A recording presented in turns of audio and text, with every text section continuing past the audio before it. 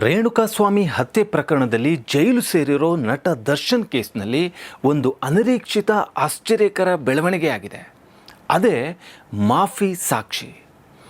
A14 ಅಂದರೆ accused 14 ಆಗಿರೋ ಪ್ರದೋಷ್ ತನ್ನನ್ನು ಮಾಫಿ ಸಾಕ್ಷಿಯಾಗಿ ಪರಿಗಣಿಸಿ ಅಂತ ಕೋರ್ಟ್ಗೆ ಅರ್ಜಿ ಸಲ್ಲಿಸಿದ್ದಾರೆ. ಈಗ ಅಕ್ಯೂಸ್ಡ್ ನಂಬರ್ 8 ರವಿಶಂಕರ್ ಮತ್ತು A10 ವಿನಯ್ ಕೂಡ ನಾವು ಕೂಡ ಮಾಫಿ ಸಾಕ್ಷಿ ಆಗ್ತೀವಿ ಅಂತ ಕೋರ್ಟ್ಗೆ ವಕೀಲರ ಮೂಲಕ ಅರ್ಜಿ ಸಲ್ಲಿಸೋಕೆ ಹೊರಟಿದ್ದಾರೆ.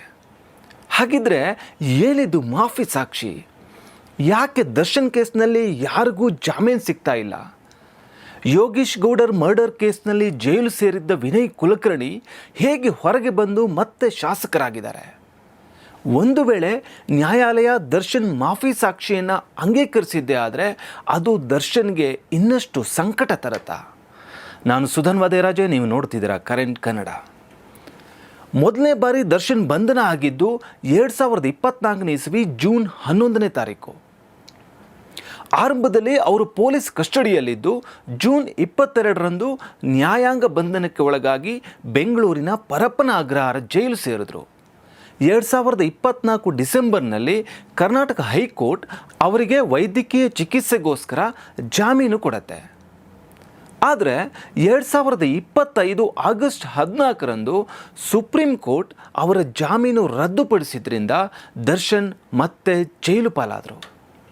ಹೀಗೆ 2025 ಆಗಸ್ಟ್ 14ರಿಂದ ದರ್ಶನ್ ಜೈಲಲ್ಲೇ ಇದ್ದಾರೆ. ಈಗ ಜೈಲು ಸೇರಿ 1 ವರ್ಷನೇ ಆಗ್ತಿದ್ರೂ ವಿಚಾರಣೆ ಮುಗಿಯೋ ಲಕ್ಷಣ ಕಾಣಿಸ್ತಿಲ್ಲ. ಬಿಡುಗಡೆ ಭಾಗ್ಯನೂ ಸಿಗ್ತಾ ಇಲ್ಲ. ಇನ್ನೊಂದು ಕಡೆ ವಿನಯ್ ಕುಲಕರ್ಣಿ ಧಾರವಾಡ ಗ್ರಾಮೀಣ ಕ್ಷೇತ್ರದ ಶಾಸಕರು. 2016ರಲ್ಲಿ ಧಾರವಾಡ ಜಿಲ್ಲಾ ಪಂಚಾಯತಿ ಸದಸ್ಯರಾಗಿದ್ದ ಯೋಗೀಶ್ ಗೌಡರ್ ಕೊಲೆ ಪ್ರಕರಣದಲ್ಲಿ ಜನಪ್ರತಿನಿಧಿಗಳ ನ್ಯಾಯಾಲಯದಿಂದ ಜೀವಾವಧಿ ಶಿಕ್ಷೆಗೆ ಗುರಿಯಾಗಿ ಜೈಲು ಸೇರಿದರು. ಈ ಪ್ರಕರಣದಲ್ಲೂ ಕೂಡ ಬಸವರಾಜ ಮುತ್ತಗಿ ಎಂಬಾತ ಮಾಫಿ ಸಾಕ್ಷಿಯಾಗಿದ್ದ. ಹಾಗಿದ್ದರೂ ಕೂಡ ಈಗ ವಿನಯ್ ಕುಲಕರ್ಣಿ ಮತ್ತು 9 ಜನರ ಶಿಕ್ಷೆಗೆ ಮೊನ್ನೆ ಕರ್ನಾಟಕ ರಾಜ್ಯ ಹೈಕೋರ್ಟ್ನ ಧಾರವಾಡ ಪೀಠ ತಡೆಯಾಜ್ಞೆ ನೀಡಿದೆ.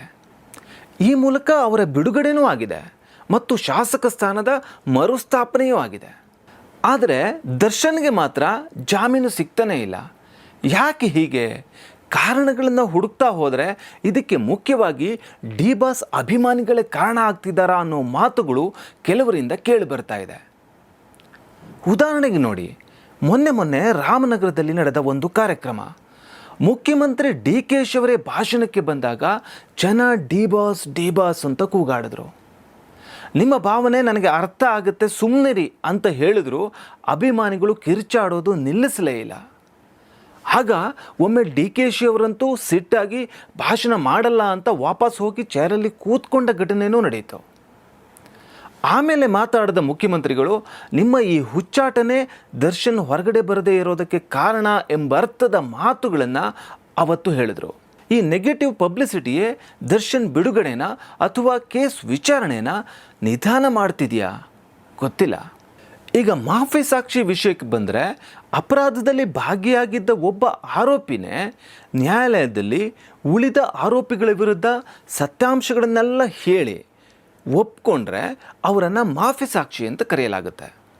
ಇಂಥ ವ್ಯಕ್ತಿಗೆ ಕಾನೂನಿನ ಪ್ರಕ್ರಿಯೆಯ ಕೆಳಗಡೆ ಕೆಲವು ಷರತ್ತುಗಳೊಂದಿಗೆ ಕ್ಷಮಾದಾನ ನೀಡ್ಬೋದು. ಇದನ್ನೇ ಸಾಮಾನ್ಯವಾಗಿ ಮಾಫಿ ಸಾಕ್ಷಿ ಅಂತ ಹೇಳೋದು. ಉದಾಹರಣೆಗೆ ರೇಣುಕಾಸ್ವಾಮಿ ಹತ್ಯೆ ಕೇಸ್ನಲ್ಲಿ ಎಲ್ಲರನ್ನೂ ಪನಿಷ್ ಮಾಡೋದಕ್ಕೆ ಬೇಕಾದಷ್ಟು ಸಾಕ್ಷ್ಯ ಲಭ್ಯ ಇಲ್ಲ ಅಂತ ಅಂದ್ಕೊಳ್ಳಿ. ಆಗ ಒಬ್ಬ ಆರೋಪಿ ನಾನು ನಡೆದಿರೋದನ್ನೆಲ್ಲ ಸತ್ಯವಾಗಿ ನ್ಯಾಯಾಲಯಕ್ಕೆ ಹೇಳ್ತೀನಿ ಅಂತ ಒಪ್ಕೋತಾರೆ.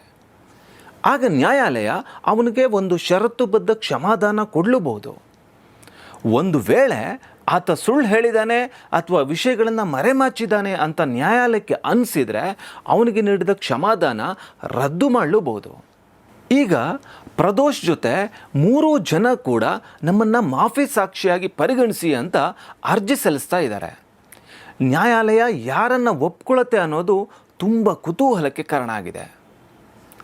ಸಾಮಾನ್ಯವಾಗಿ ಒಬ್ಬರನ್ನೇ ಮಾಫಿ ಸಾಕ್ಷಿಯಾಗಿ ಪರಿಗಣಿಸಿದ್ರೂ ಕೂಡ ಅಪರೂಪದ ಪ್ರಕರಣಗಳಲ್ಲಿ ಒಬ್ಬರಿಗಿಂತ ಹೆಚ್ಚು ಜನರನ್ನು ಷರತ್ತುಬದ್ಧ ಕ್ಷಮಾದಾನ ನೀಡಿ ಮಾಫಿ ಸಾಕ್ಷಿಗಳನ್ನಾಗಿ ಪರಿಗಣಿಸಲೂಬಹುದು. ಆಗ ಪ್ರಕರಣ ಸಾಬೀತುಪಡಿಸೋಕ್ಕೆ ಯಾರ ಸಾಕ್ಷ್ಯ ಹೆಚ್ಚು ಉಪಯುಕ್ತ ಅನ್ನೋದು ಕೋರ್ಟು ಅಥವಾ ತನಿಖಾ ಸಂಸ್ಥೆ ತಿಳಿಸ್ಬೇಕಾಗುತ್ತೆ.